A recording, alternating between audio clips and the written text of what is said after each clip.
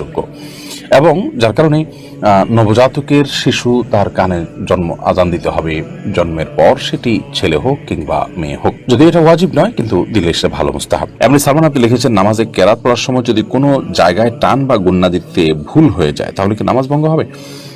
সাধারণত মদগা গুন্নাতে ভুল হলেই নামাজ ভঙ্গ হয়ে যাবে, ব্যাপারটা এত সহজ নয়।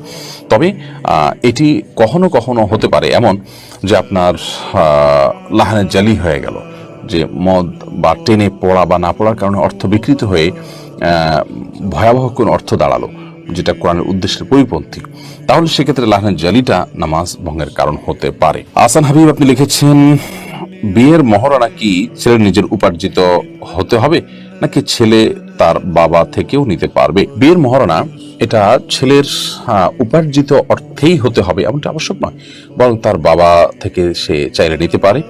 এবং আপনার বাবা যদি তার ছেলেকে মহারণার টাকা দেন, মা যদি দেন, কোনো বন্ধু বান্ধব যদি দেন, বা অন্য কেউ যদি তাকে হেল্প করেন, তাহলে সেটা তার জন্য নাজায়েজ বা গুনাহের কিছু হবে না। কারণ একজন আরেকজনকে গিফট উপঢৌকন দিতেই পারেন। বাকি এটি মূল আপনার কর্তব্য হলো, এটি আদায় করা কর্তব্য হলো ছেলের উপর। তাকে কেউ দিয়ে দিল যে ঠিক আছে তোমারটা আমি আদায় করে দিলাম, বা তোমাকে আমি টাকা দিলাম তুমি এটা দিয়ে আদায় করিও, সেটা জায়েজ হতে পারে। ইয়াসমিন খাতুন আপনি লিখেছেন, অনেকে বলে দাঁড়িয়ে পানি খেলে নাকি শয়তানের প্রসাব খাওয়া হয়, এটা কি হাদিস সম্মত? না ভাই, এটা হাদিস সম্মত কোনো কথা নয়। আমরা অনেক মন গড়া কথাবার্তা বানিয়ে নিয়েছি, যেগুলো হয়তো মানুষকে সংশোধন করার উদ্দেশ্যে কেউ বানিয়েছেন। যেমন দাঁড়িয়ে পানি করলে সেটা শয়তানের পেশাব খাওয়া হয়, নাউজুবিল্লাহ। তারপরে কেউ যদি শুয়ে বই পড়ে তাহলে সেক্ষেত্রে ক্ষতি হয় মুখটা। তারপরে বই পড়ে যদি কেউ পৃষ্ঠা খুলে রেখে যায় তাহলে শয়তান পড়ে ফেলে। এগুলো সব লোকমুখে প্রচলিত এবং বানোয়াট কথা, যেগুলোর কোনো ভিত্তি কোরআন হাদিসে কোথাও নেই।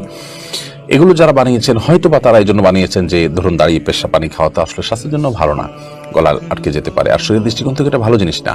তো এই খারাপ কাজটা যাতে কেউ না করে সেজন্য একটু শক্ত করে একটা বানোয়াট কথা দিয়ে তাকে ভয় দেখাই দিলেন।